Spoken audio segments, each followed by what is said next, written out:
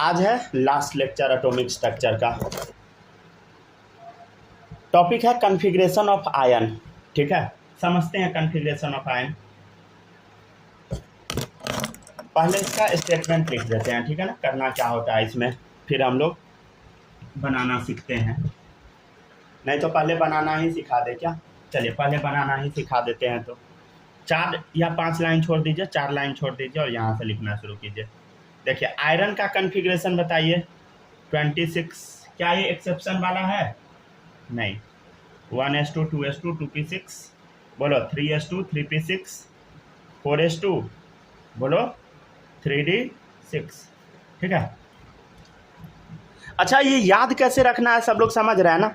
आपको ना 20 तक का एज इट इज रख जाना है, समझ गया। 1s2 2s2 2p6 3s2 3p6 4s2 20 पुर गया, समझ गया। 2 2 4 6 4 10 2 12 6 18 2 20, इतना आपको याद रखना है और 6 इसमें जोड़ दीजिए, समझ गया ना। और अपने आप समझ जाइएगा कि कहाँ पर क्या लिखना है।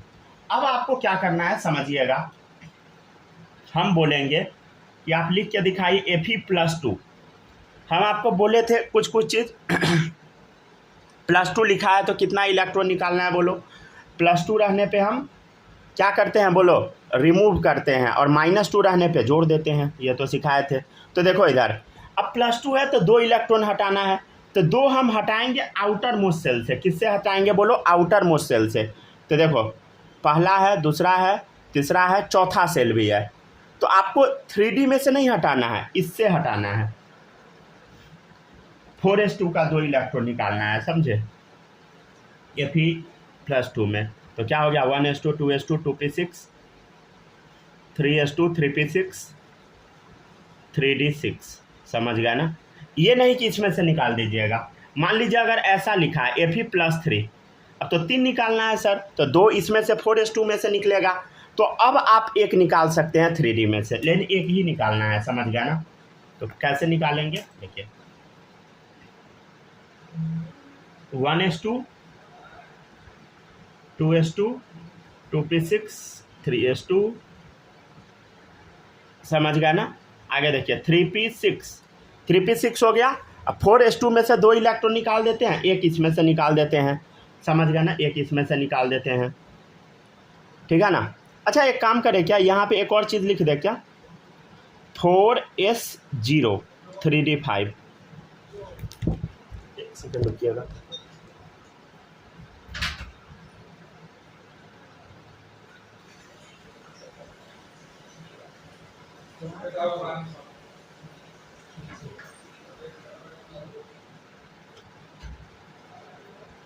ठीक है चलिए आगे बढ़ते हैं। देखिएगा इधर 4s0 3d5, क्या ऐसा हम लिख सकते हैं? लिख सकते हैं। क्यों लिख दिए बीच में 4s0 क्यों ऐड कर दिए? क्योंकि 4s में से हटा दिया। यहाँ भी आप ऐड कर सकते हैं, लेकिन कोई ज़रूरत नहीं है करने का। क्या सर कंपलसरी है? नहीं भाई, ये बस हम इसलिए लिख के दिखा दे रहे। अगर आप नहीं लिखिएगा तो वो ज़्यादा ठीक है, समझ गया ना, क्योंकि बुक में लिखा नहीं मिलेगा, समझ गया ना। बस हम समझाने के लिए लिख दिए 3p6 4s0 हो गया, क्योंकि इसमें से दोनों निकल गया। अब 0 हो गया तो क्यों लिखे भाई, समझ गया ना। तो 0 हो गया तो लिखने का ज़रूरत नहीं है। अगर आप नहीं लिखे हैं तो लिखने का ज़रूरत बिल्कुल नहीं है। मन है तो लिख लीजिए, समझ गया, ठीक है ना।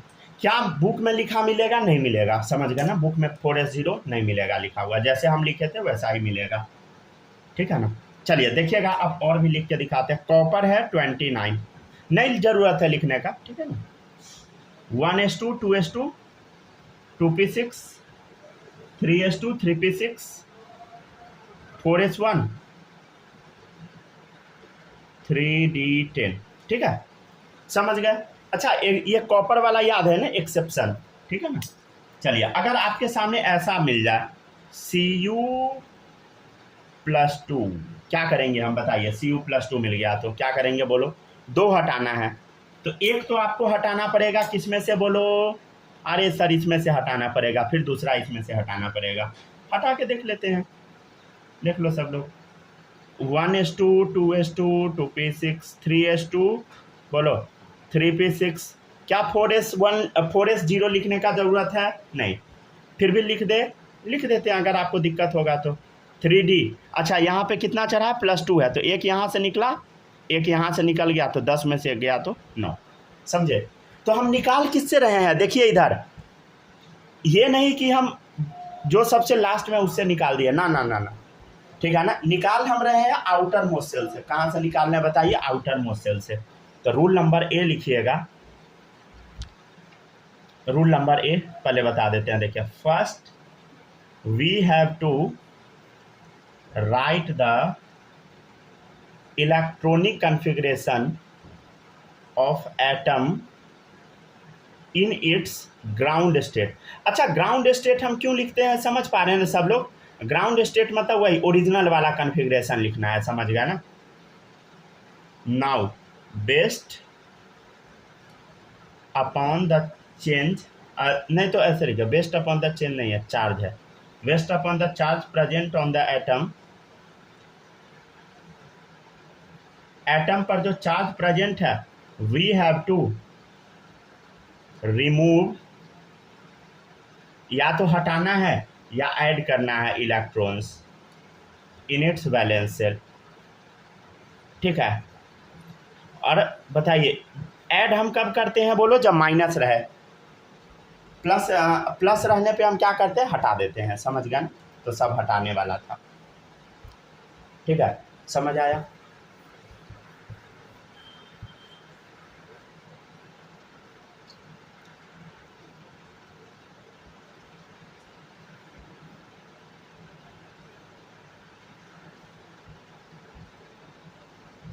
लिखते चलिए सब लोग, ठीक,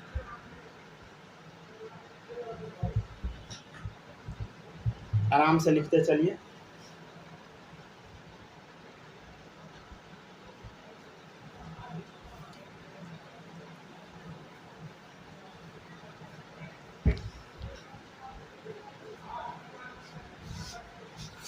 लिखते नोट कीजिए आराम से।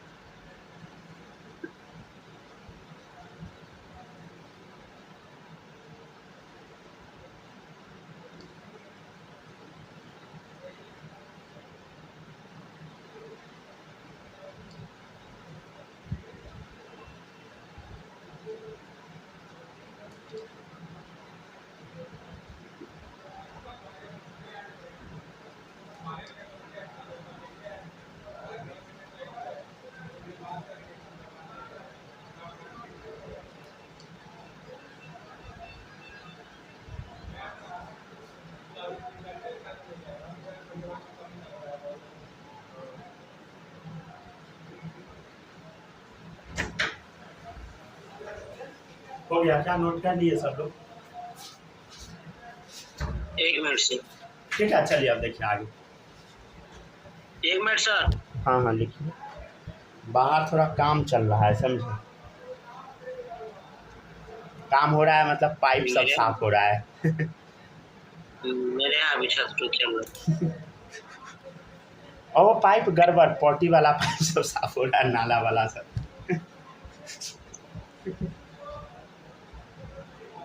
वो पेंट हुआ था ना, तो उसमें सीमेंट गिरा दिया पाइप में, पूरा पाइप ही जाम कर दिया। इतना गंदा जाम था जो सोच भी आप नहीं सकते। चलिए ठीक है, आगे बढ़ते हैं। नेक्स्ट अब देखिएगा सब लोग,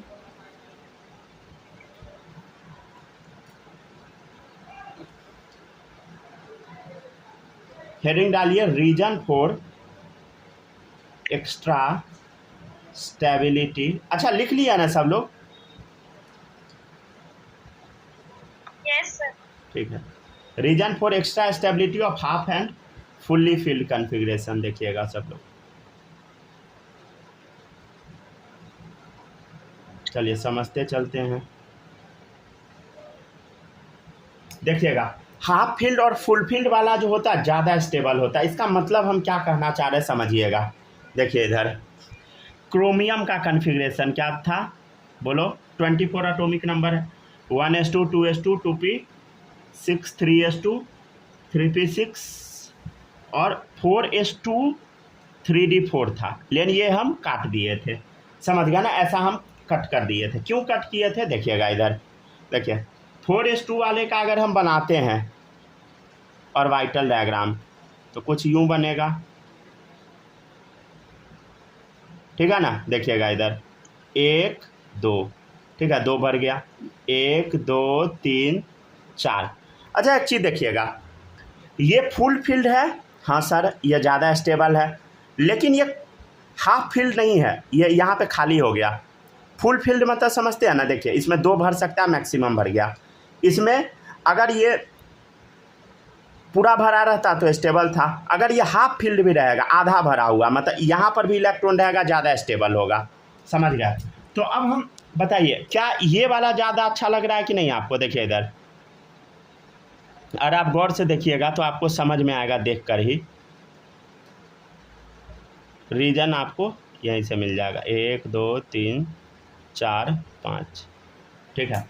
देखिएगा इधर 1 2 3 4। अगर हम ये वाला इलेक्ट्रॉन निकाल के अगर हम यहाँ पहुँचा देते हैं तो क्या होगा बताइए? क्या फ़ायदा होगा? यहाँ से इलेक्ट्रॉन निकाल के अगर हम यहाँ पहुँचा देते हैं ये वाला इलेक्ट्रॉन तो क्या फ़ायदा होगा बताइए? फ़ायदा होगा। फ़ायदा क्या होगा समझिएगा। फ़ायदा ये होगा कि ये भी हाफ फील्ड है, ये भी स्टेबल, ये भी पूरा हाफ फील्ड है, ये भी स्टेबल, दोनों स्टेबल। लेकिन ऊपर एक ही स्टेबल है, एक स्टेबल नहीं है, तो नीचे दोनों ज़्यादा स्टेबल है, तो ये वाला सही हो जाएगा। मतलब सही क्या हो गया बोलो? 4s1 3d5 वाला सही हो गया, ऊपर वाला गलती हो गया। समझ गया ना? ये तो कॉन्फ़िगरेशन एज इट इज छपा जाएगा। समझ गया ना? कॉपर में भी वही होगा।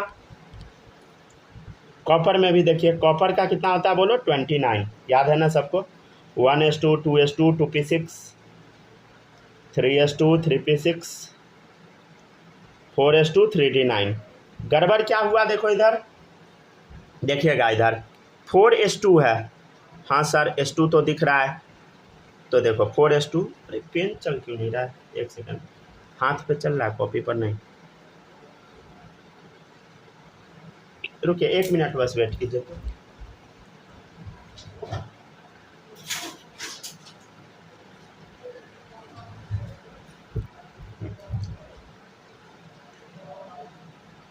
चलिए हो गया, ठीक है ना? देखिएगा इधर 2 इलेक्ट्रॉन भरे, 9 भरना है। देखो कैसे फिल करते, 1 2 3 4 5 6 7 8 9, ठीक है। अच्छा एक बात बताइए, ये फुल फील्ड है, स्टेबल है, लेकिन ये फुल फील्ड नहीं है भाई, ये स्टेबल नहीं है। लेकिन अगर हम ऐसा कर देते हैं कि इसमें से एक इलेक्ट्रॉन को निकाल के अगर हम इधर भेज देते हैं तब क्या होगा? देखो इधर तब क्या होगा?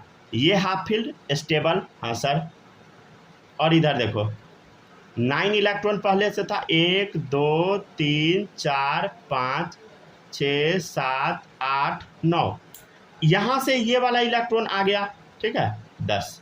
देखो ये फुल फील्ड है, ये हाफ फील्ड है, दोनों स्टेबल हो गया, दोनों खुश। लेकिन ऊपर वाला में दोनों खुश नहीं था, इसलिए गलत है। तो क्या सही होगा? 4s1 3d10। समझ गया ना? और ये एज इट इज छाप देना है कॉन्फ़िगरेशन, ठीक है? समझ आया? समझ गया ना? तो ये कौन सा वाला था बताइए? डी वाला सबसेल था, ये डी वाला है ना, डी सबसेल, डी सबसेल का ऑर्बिटल डायग्राम। अच्छा कुछ समझ आया आपको? डी सबसेल में कितना इलेक्ट्रॉन है तो फुल्ली फिल्ड है। देखो इधर 2 2 4 2 6 2 8 2 10, 10 इलेक्ट्रॉन है तो फुल फिल्ड है, और 5 इलेक्ट्रॉन है 1 2 3 4 5 तो हाफ फील्ड है। ठीक है ना, तो ये भी आप याद रख सकते हैं। ठीक है, लॉजिक हम एक एक चीज़ का आपको दे रहे हैं, याद जरूर रखिएगा, भूलिएगा नहीं ये सब, समझ गया ना। ये क्या है बताइए, मोर्स टेबल।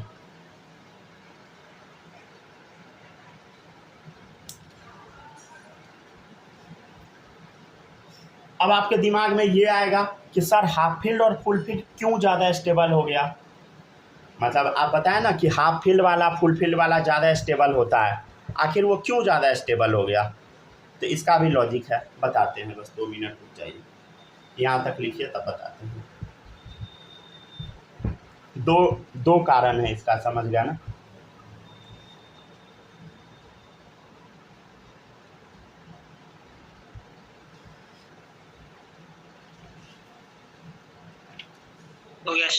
हो गया ना, लिख लिया ना।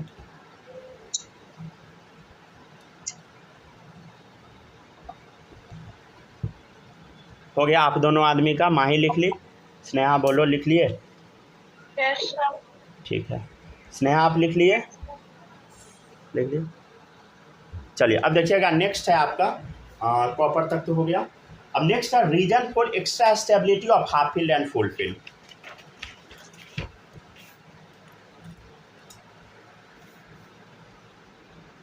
अच्छा, रिकॉर्डिंग वाला जो वीडियो रहता है उसमें साउंड इश्यू ये सब तो नहीं होता है ना? अगर होगा तो बताइएगा, मेरे पास माइक भी है, समझ गया ना, उसका इस्तेमाल नहीं करते हैं, और भी है बड़ा वाला, समझ गया ना।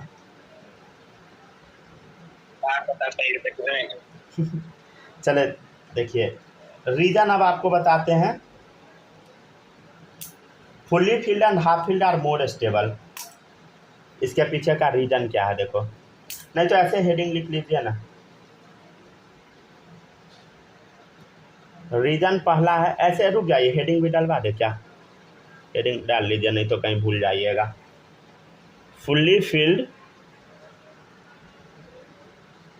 And half filled are more stable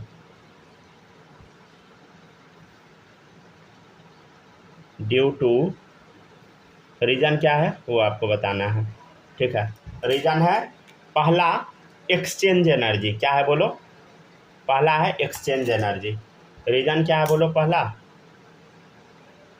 exchange energy. क्या होता है एक्सचेंज एनर्जी बताते हैं थोड़ी देर में।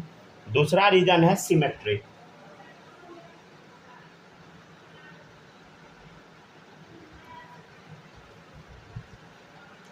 दोनों रीजन को हम एक एक करके पढ़ते हैं। सबसे पहले हेडिंग डालिए एक्सचेंज एनर्जी।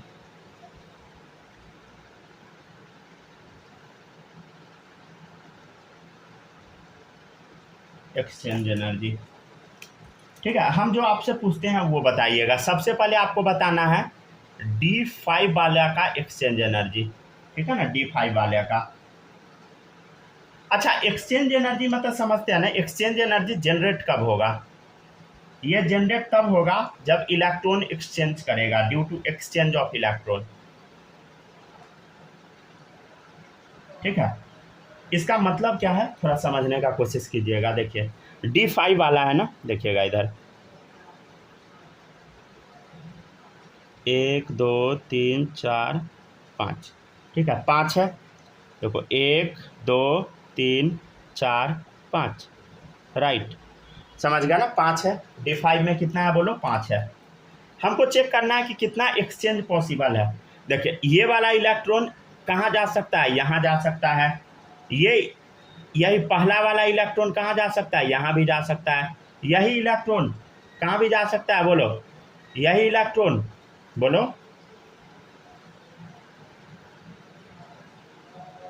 यहाँ भी आ सकता है। यही इलेक्ट्रॉन यहाँ भी आ सकता है। मतलब ये जो पहला वाला इलेक्ट्रॉन है कितना बार एक्सचेंज किया बोलो, 4 एक्सचेंज, 4 एक्सचेंज पॉसिबल है, 4 एक्सचेंज पॉसिबल। अब आपको बताना है कि अगला इलेक्ट्रॉन कितना एक्सचेंज कर सकता है। चले देखिए यहाँ तक पहले बनाइए। देखिए ये इलेक्ट्रॉन यहाँ जा सकता है, ये इलेक्ट्रॉन यहाँ जा सकता है, ये इलेक्ट्रॉन यहाँ जा सकता है। कितना एक्सचेंज पॉसिबल हुआ? 3 एक्सचेंज पॉसिबल। लिखते चलिए जल्दी जल्दी।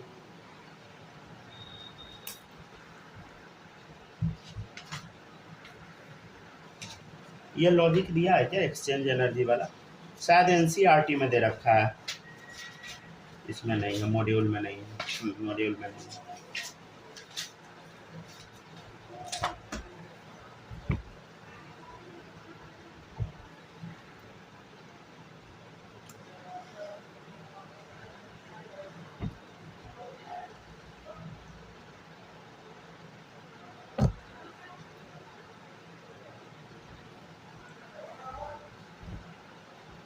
हो गया क्या?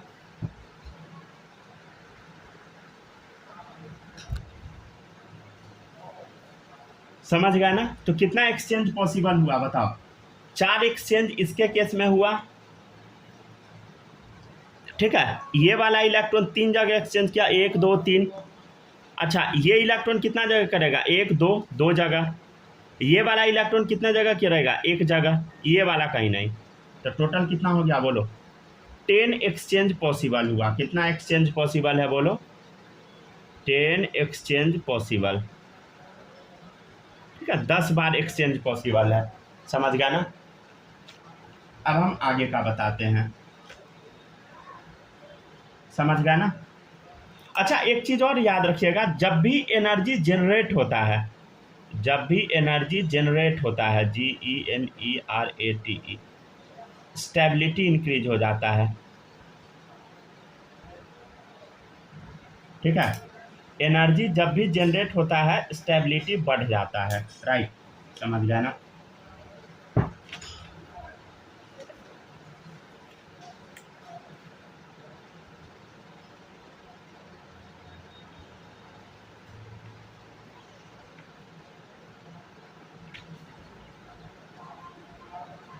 ठीक है, लिखते चलिए।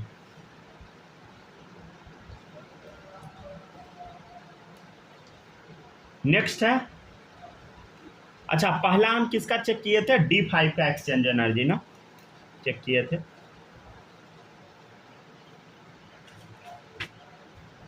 एक एक करके ना हम लोग सबका चेक कर लेते हैं, ठीक है ना? नहीं तो इसको थोड़ा सा अलग कर दीजिएगा, क्या सेपरेट कर दीजिए, ठीक है।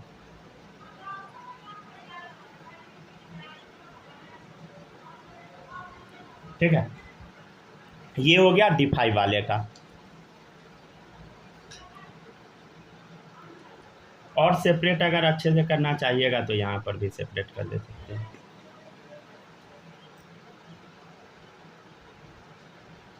ये स्पेसिफिक हो गया D5 वाले का, समझ गए इतना?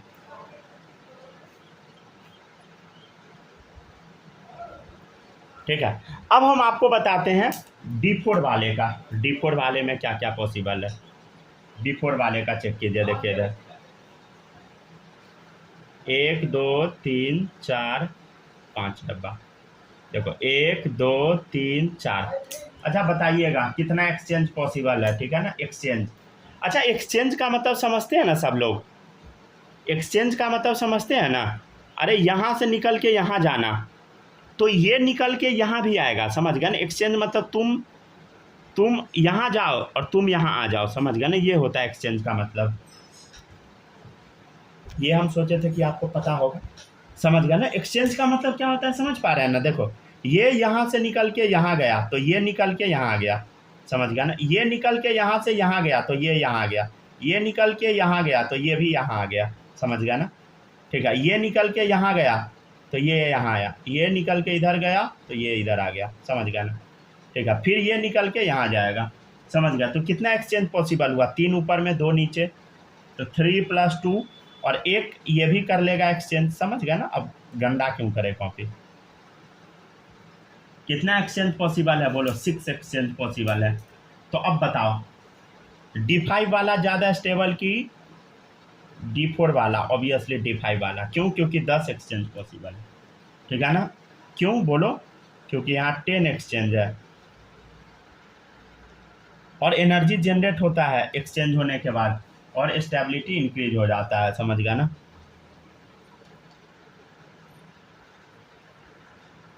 तो 10 एक्सचेंज, यहाँ हो गया 6 एक्सचेंज। सर स्क्रीन पॉज है। आधा घंटा हो गया होगा, चलिए हो गया। बहुत देर से था क्या, 1 मिनट से रहा होगा? नहीं अभी हुआ था थोड़ा देर पहले।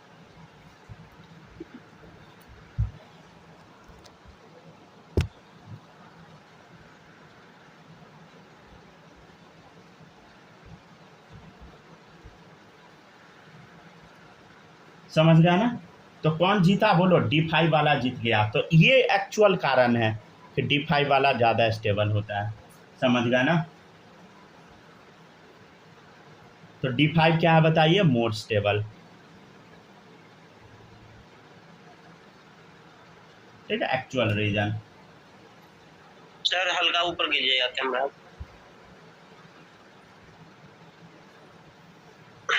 बस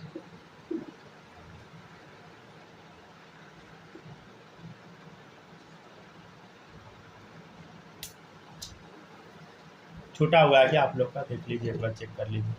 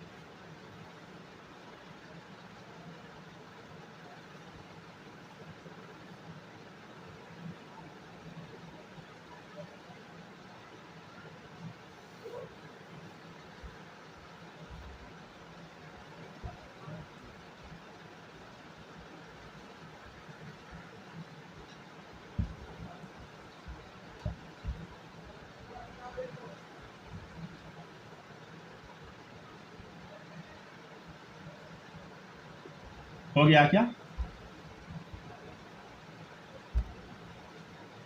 थोड़ा जल्दी जल्दी लिखिएगा, ठीक है ना सब लोग। Yes sir. लिख लिए ना, चलिए अब देखिए, लिखते चलिए।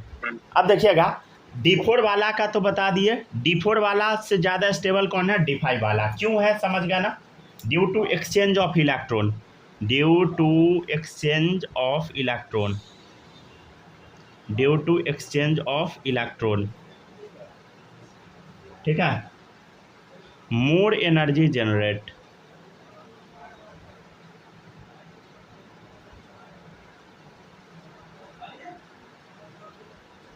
so stability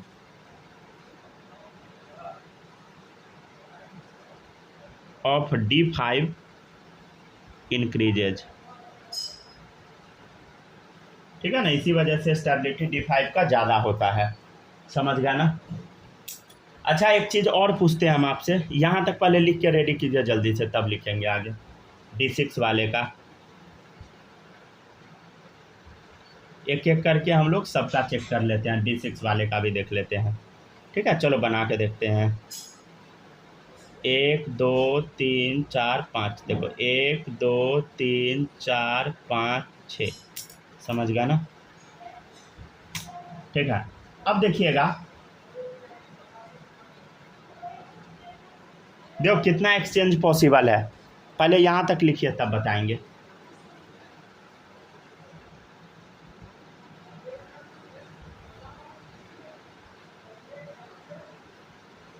हो गया क्या, बताना शुरू करें। लिख लीजिएगा तो बोल दीजिएगा, तभी आगे बताएंगे, ठीक है ना। लिखिए पहले यहाँ तक। लिख लिए, आपका हो गया, माही लिख ली। Yes sir. हो गया ना, आप भी लिख लिए स्नेहा। चलिए देखिए अब ठीक है, अब समझाते, देखिएगा इधर, ये जो इलेक्ट्रॉन आप देख रहे हैं, ये निकल के यहाँ जा सकता है, यहाँ यहाँ यहाँ, और ये भी निकल के वापस में आ जाएगा, मतलब एक्सचेंज, मतलब ये इधर जाएगा इधर आएगा, ठीक है ना। तो देखिए 1 2 3 4 5 ये सब एक्सचेंज कर सकता है। तो ये कितना जगह एक्सचेंज कर सकता है, 1 2 3 4 4 जगह पे। इसका बताओ, 1 2 3 3 जगह पे, ये बताओ 1 2 2 जगह पे, ये बताओ 1 जगह पे, जैसा पहले हम एक्सचेंज किए थे। अच्छा एक बात बताना, ये जो इलेक्ट्रॉन है ये एक्सचेंज कर सकता है कि नहीं? नहीं। ये किसके साथ एक्सचेंज करेगा? एक्सचेंज मतलब समझते हैं ना, मतलब आप किसी को कोई चीज़ दीजिएगा, बदले में वो आपको देगा कोई चीज़। देखिए ये यहाँ पे जाएगा, लेकिन इधर से तो कोई आएगा ही नहीं, तो एक्सचेंज तो होगा नहीं। समझ गया? तो इस इलेक्ट्रॉन का कोई एक्सचेंज नहीं, नो एक्सचेंज। मतलब यहाँ कितना एक्सचेंज पॉसिबल हुआ? 10 एक्सचेंज। अरे अरे अरे, ये तो क्या दो हो गया भाई। 10 एक्सचेंज तो D6 का भी था और किसका था बोलो? D5 का भी था। तो अब D5 वाला ज़्यादा स्टेबल कि D6 वाला? तो D5 वाला ज़्यादा स्टेबल है, D6 वाला कम है। आप बोलिएगा क्यों? Due to symmetry. किसके वजह से बोलो? Due to symmetry, due to symmetry, due to symmetry. Symmetry का मतलब क्या है समझिएगा। देखिए इधर D5 वाला और D6 वाला, गौर से देखिए। D6 वाला में, D6 वाला बताइए क्या ये सिमेट्रिकल है? क्या ये इक्वल है? बताइए। मान लीजिए यहाँ से हम कट करना स्टार्ट करेंगे, क्या इक्वल दिखेगा? नहीं। इधर दो, इधर D6 वाले को मान लीजिए अगर हम बीच से कट किए, क्या ये इक्वल दिखेगा? नहीं। इधर 2 इलेक्ट्रॉन, इधर 1 इलेक्ट्रॉन, नहीं दिखेगा। लेकिन अगर आप D5 को देखिएगा, D5 को देखिए, इधर बीच से कट किए, इधर 1, इधर भी 1, इधर 1, इधर 1। समझ गया ना? बीच में तो ये है, तो मतलब ये वाला सिमेट्रिकल है, तो ड्यू टू सिमेट्री D5 वाला जीत गया। तो यही 2 रीजन है जिस वजह से क्या होता है बोलो? D5 वाला ज़्यादा स्टेबल है, किससे? D6 से। समझ गया ना? और भी एक रीजन बताते हैं, देखिएगा इधर।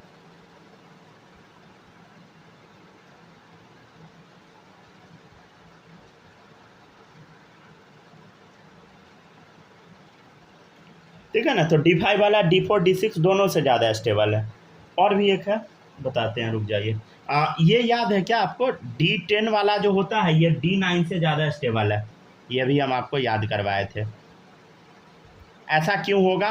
देखिएगा इधर D10 वाला, हम जो पूछते हैं वो बताइएगा आप, ठीक है ना? एक्सचेंज करवा के चेक करते हैं। देखिएगा इधर 1 2 3 4 5, तो 1 2 3 4 5 6 7 8 9 10 इलेक्ट्रॉन है, 10 इधर, 9 इलेक्ट्रॉन है, तो इधर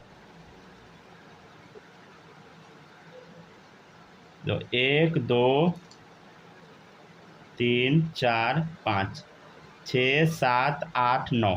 आपको बताना कितना एक्सचेंज होगा। देखो इधर ये जो पहला वाला इलेक्ट्रॉन है इधर जाएगा, इधर इधर इधर, कितना बार जाएगा बोलो? 4 बार। फिर ये 3 बार, फिर ये 2 बार, फिर ये 1 बार। फिर ये जो दूसरा इलेक्ट्रॉन है वो भी कितना बार जाएगा बोलो? 4 3 2 1, मतलब 10 बार दोनों जाएगा, ठीक है ना? तो 10 + 10 20 टाइम्स एक्सचेंज हुआ। लेकिन आपको बताना इसका एक्सचेंज का क्या कंडीशन है। देखो इधर इसका एक्सचेंज बताना है आपको। देखिएगा इधर, देखिए ये तो 10 बार तो चला ही जाएगा।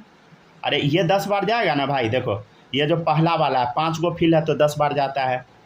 तो इधर ये वाला जो 5 बार 5 फिल है तो 10 एक्सचेंज पॉसिबल है। तो इधर देखिए 5 तो एक एक फिल है ना, ठीक है ना? ऊपर से ऐसे वाला 10 फिल है तो 10 एक्सचेंज होगा। अब देखो इधर कितना है? 4 है इधर, 1 2 3 4। अब 4 वाले का बताओ कितना एक्सचेंज होता है? यहाँ से तो देख के 6 पता लग रहा है, लेकिन यहाँ भी चेक कर लेते हैं हम। देखिए ये वाला 1 2 3 जगह एक्सचेंज करेगा, फिर 2 जगह, फिर 1 जगह, कितना हो गया बोलो? 6। तो 16 एक्सचेंज पॉसिबल है। तो ये 20, ये 16, तो 20 वाला जीत गया, इसलिए D10 मोर स्टेबल। समझ गया ना? चलिए इसको छापिए। तो यही 2 कारण है जिस वजह से क्या होता है बोलो? More stability. यहाँ तक छापिए। अच्छा आप सब लोग को समझ में आ रहा है ना ये सब जो पढ़ा रहे हैं वो?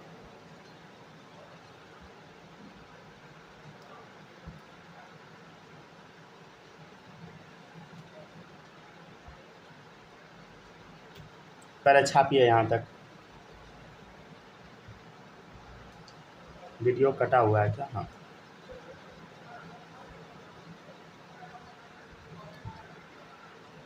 रिकॉर्डिंग में वीडियो नहीं कटता है, ठीक है ना?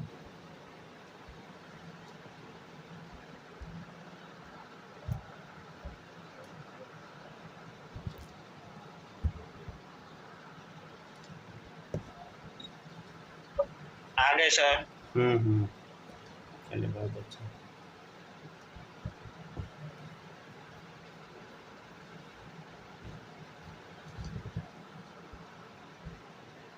हो गया सर। आ गए सब लोग। चलिए यहाँ तक जल्दी से छापिए तो। हो गया सर, हो गया, छाप लिए, ठीक है ना। अब नेक्स्ट टॉपिक पे हम लोग चलते हैं। वो टॉपिक है हमारा मैग्नेटिक मोमेंट। जल्दी छापिए।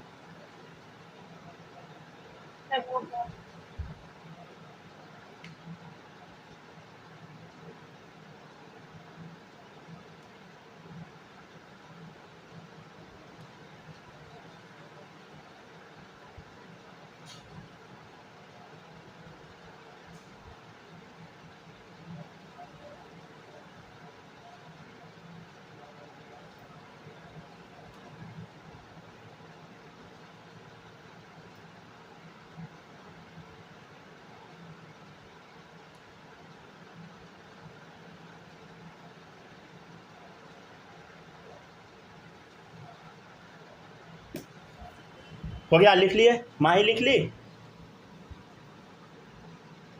हेलो। Yes, sir. चलिए ठीक है। स्नेहा, यहाँ तक में कोई दिक्कत आपको? No, sir. नहीं। चलिए अब देखिएगा, लास्ट टॉपिक है मैग्नेटिक मोमेंट।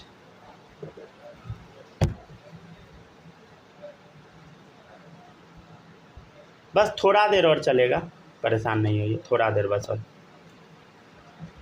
बस 10 मिनट रुक जाइए, ठीक है। नेक्स्ट है मैग्नेटिक मोमेंट। चलिए हम समझते हैं मैग्नेटिक मोमेंट क्या होता है। हेडिंग डालिए सब लोग, मैग्नेटिक मोमेंट, ठीक है ना। चलिए इसको ना हम मैग्नेटिक मोमेंट को म्यू से भी रिप्रेजेंट करते हैं। क्या चीज़ से बोलो? म्यू से, म्यू, ठीक है। और म्यू बराबर होता है √n इंटू n+2, ठीक है। n क्या है? नंबर ऑफ अनपेयर्ड इलेक्ट्रॉन, ठीक है। और इसका यूनिट होता है bm। bm मतलब बोर मैग्नेटॉन, ठीक है। समझ गया ना? क्या होगा आप बोलो? यूनिट बोर मैग्नेटॉन, ठीक है। चलिए देखते चलिए। जैसे आयरन का हम लिख के चेक कर लेते हैं। आयरन का होगा 26, ठीक है। Argon 4:3d6। अच्छा कुछ याद आया क्या? आर्गन का हम कितना बोले थे याद करने के लिए? बोलो एटॉमिक नंबर 18। 18 2 20, 20 6 26।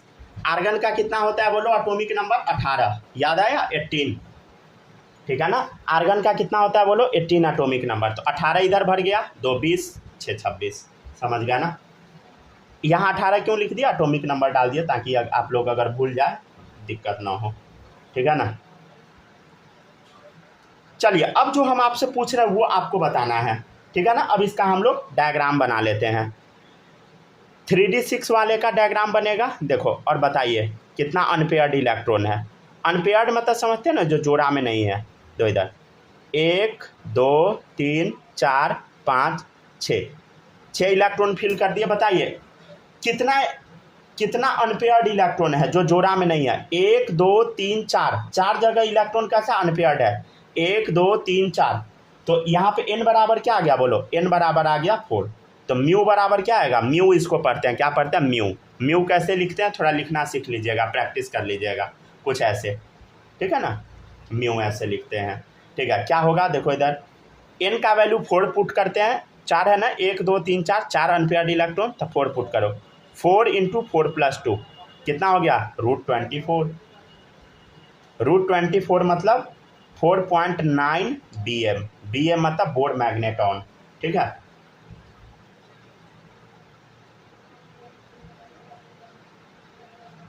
समझ गया ना? चलिए अब देखिएगा, नेक्स्ट है Fe+3, 26 एटॉमिक नंबर। अच्छा कन्फिग्रेशन क्या होगा देखना इधर। आर्गन देखो +3 है ना, तो 3 इलेक्ट्रॉन हटेगा, तो 2 इलेक्ट्रॉन 4s2 से हटेगा, एक हटेगा 3d6 से, तो 4s2 वाला 0 हो गया। लिख दे क्या 4s0 और 3d5, ठीक है। चलो अब आपको बताना है कि अनपेयर्ड इलेक्ट्रॉन कितना है, बताओ जो इधर अनपेयर्ड इलेक्ट्रॉन कितना है ये आपको बताना है। देखिए 1 2 3 4 5, तो देखो कितना अनपेयर्ड इलेक्ट्रॉन है, बोलो n बराबर 5 है अनपेयर्ड इलेक्ट्रॉन। तो म्यू का वैल्यू क्या आया, देखो इधर √5 × 5 + 2, यही ना फॉर्मूला होता है n × n + 2, तो √5 × 5 + 2 कितना आ गया √35, कितना आ गया देखो 5.9 बोर मैग्नेटॉन। अच्छा यहाँ पे अगर आप नोटिस किए होइएगा तो कुछ आपको दिख रहा है क्या, जो होता अनपेयर्ड इलेक्ट्रॉन 4 है तो 4.9 आ गया, अनपेयर्ड इलेक्ट्रॉन 5 है तो 5.9 आ गया। मान लो अगर unpaired electron if unpaired electron मतलब n बराबर अगर 2 रहे तो म्यू का वैल्यू क्या आएगा, बोलो 2.9 आ जाएगा, 2. समझ गया ना। जैसे देखो इधर, हाँ सही है ना, 4 है तो 4.9, 5 है तो 5.9, मतलब ये सब निकालने का कोई ज़रूरत नहीं है। अगर अनपेयर्ड इलेक्ट्रॉन 2 दिख गया तो 2.9, समझ गया, 4 दिख गया 4.9। तो ट्रिक क्या है, समझ गया ना, ट्रिक समझ गया ना। अरे ट्रिक क्या है, देखो इधर ट्रिक है if unpaired electron is equal to x, अगर अनपेयर्ड इलेक्ट्रॉन x है देन म्यू बराबर क्या होगा, देखो पहले तो x निकल जाएगा, x के बाद क्या होगा पॉइंट, x पॉइंट, देखिएगा इधर, देखो इधर जैसे 2 है तो 2.9, तो वैसे x है तो क्या होगा x पॉइंट समथिंग, और समथिंग मतलब कुछ भी हो सकता है यहाँ पे, और कुछ भी में क्या होगा जनरली 9 ही होगा, क्या होगा बताओ, समथिंग की जगह 9, मतलब x.9, यही तो हुआ, 5 है तो 5.9, 2 है तो 2.9, तो x है तो क्या होगा x.9, समथिंग मतलब कुछ होगा यहाँ पे, तो जनरली 9 होता है, समझ गया, ठीक है। तो ऐसा क्वेश्चन बनता है, समझ गया ना।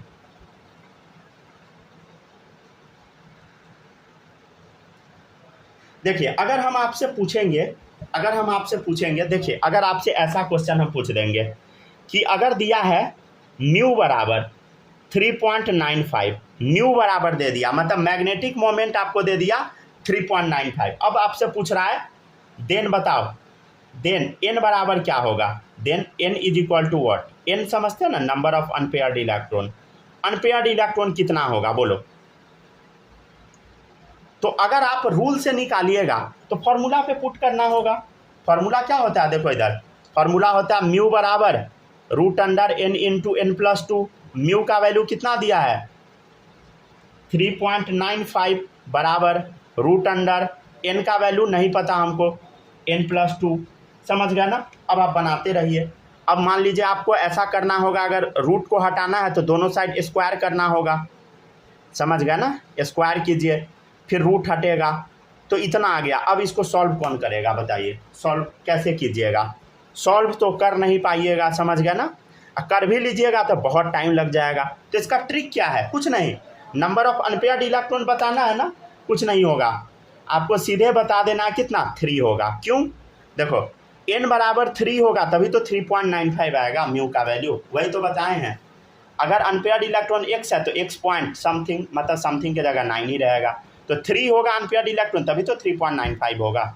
मान लो यहाँ 4.95 रहता है तो अनपेयर्ड इलेक्ट्रॉन क्या आता है 4 आता, समझ गया ना। तो ऐसे बनाना है क्वेश्चन, अगर आप इस रूल पे बैठा दीजिएगा तो बनाते रहिए। देखिए अब इधर यहाँ क्या आ जाएगा n² + 2n, फिर इसका स्क्वायर कीजिएगा, बनाते रह जाइएगा, बनेगा भी नहीं, समझ गया ना, सॉल्व ही नहीं होगा, आपसे फंस जाइएगा जाके, समझे। चलिए लिखिए तो जल्दी से सब लोग इतना।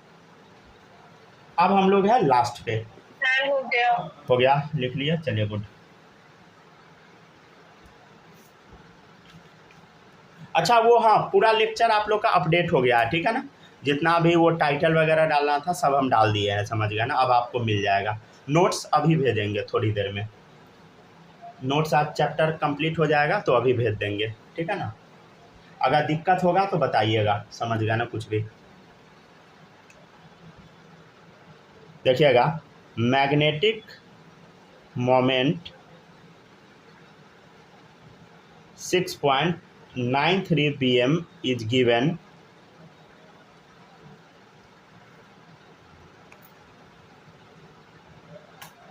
by which of the following?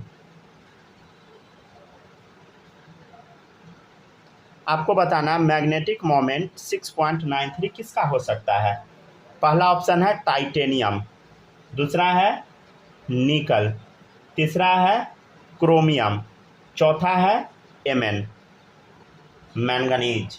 ठीक है, बताइए मैग्नेटिक मोमेंट 6.93 किसका हो सकता है।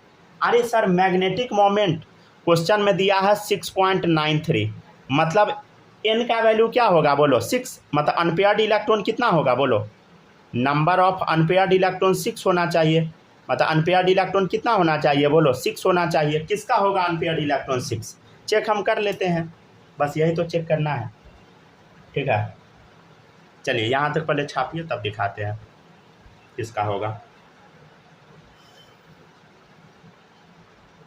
आंसर तो अब तक पता लग जाना चाहिए, ऐसे नहीं अभी नहीं पता लगेगा आपसे अभी नहीं बता पाइएगा आप लोग। आंसर इसका क्रोमियम होगा, समझे, आंसर क्या होगा क्रोमियम। क्रोमियम का n बराबर 6 होता है, अनपेयर्ड इलेक्ट्रॉन 6 होता है। कैसे लिख के दिखाया क्या, क्रोमियम देखिएगा इधर आर्गन 4s1 3d5, तो देखो इधर अनपेयर्ड इलेक्ट्रॉन कितना होगा, देखो इधर 4s1 में 1 हो गया, 3d5 में 1 2 3 4 5, देखो इधर 1 2 3 4 5, तो अनपेयर्ड इलेक्ट्रॉन कितना आ गया बोलो, n बराबर 6 आ गया, 1 2 3 4 5 6, समझ गया, तो क्रोमियम होगा आंसर। तो ये तीनों क्यों कटेगा अभी बताते हैं, पहले यहाँ तक छापिए तब।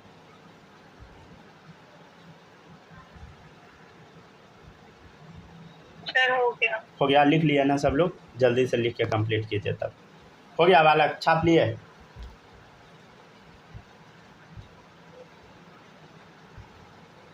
ये सर हो लिख गया, लिए सब लोग, स्नेहा लिख ली। चलिए अब देखिएगा नेक्स्ट है टाइटेनियम का, चेक कर लेते हैं। अब सबका लिख के क्या ही लिखा है, पहुँचिए यहाँ पे सब लोग।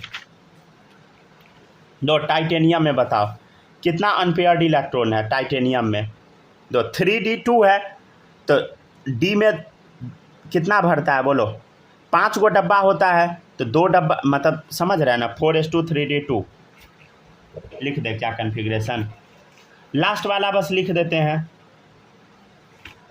ठीक है ना, यहाँ पे क्या होता है बोलो, लास्ट वाला कन्फिग्रेशन 3d2, तो कितना 1 2 3 4 5, तो देखो 1 2, कितना अनपेयर्ड इलेक्ट्रॉन है 1 2। ठीक है, तो n बराबर क्या आ गया यहाँ पे बता, n बराबर आ गया 2। ठीक है, यहाँ पे बताइए निकेल, ये देखिए 28 वाला 4s2 3d8, 4s2 3d8। ठीक है, इसमें निकल का क्या होगा 3d8, बना के देख लो 1 2 3 4 5। अगर कचरा फैला रहे हैं तो सबको सेपरेट कर दीजिएगा ताकि बाद में दिक्कत ना हो। ठीक है ना, देखिएगा 8 भरना है ना, तो 1 2 3 4 5 6 7 8, तो अनपेयर्ड इलेक्ट्रॉन कितना रह गया 1 2 2 रह गया ना अनपेयर्ड, तो n बराबर यहाँ पे क्या आ गया, निकल के केस में 2 आ गया। ठीक है, समझ गया ना, यहाँ पे 6 आया है क्रोमियम वाला, ये तो सॉल्व है। mn का बता, यहाँ देख 3d5 है, क्या है बोलो 3d5, 5 आ गया, 1 2 3 4 5, देखो 1 2 3 4 5, तो n बराबर क्या आ गया 5, राइट, समझ गया ना। तो ऐसे बनाना था इस क्वेश्चन को।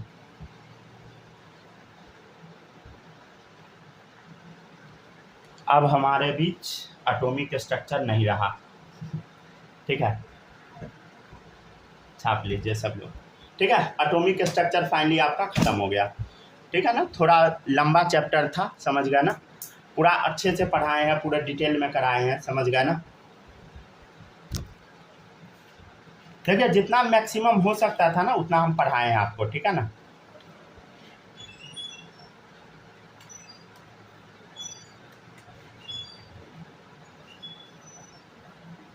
नेक्स्ट चैप्टर आपका रहेगा केमिकल इक्विलिब्रियम। ठीक है ना, दोनों कराएंगे, ठीक है ना, केमिकल इक्विलिब्रियम भी करवाएंगे और पीरियोडिक टेबल भी करवाएंगे, समझ गया ना। नेक्स्ट चैप्टर दोनों मिक्स करके करवाएंगे, क्योंकि एक भारी ले लेंगे इक्विलिब्रियम, इक्विलिब्रियम ऐसा भारी नहीं है, समझ गया ना, भारी कुछ भी नहीं है, समझ गया, और नहीं तो पीरियोडिक, दोनों ले लेंगे। सर लिख लिए हैं तो जाए, हाँ जा सकते हैं, हो गया कंप्लीट।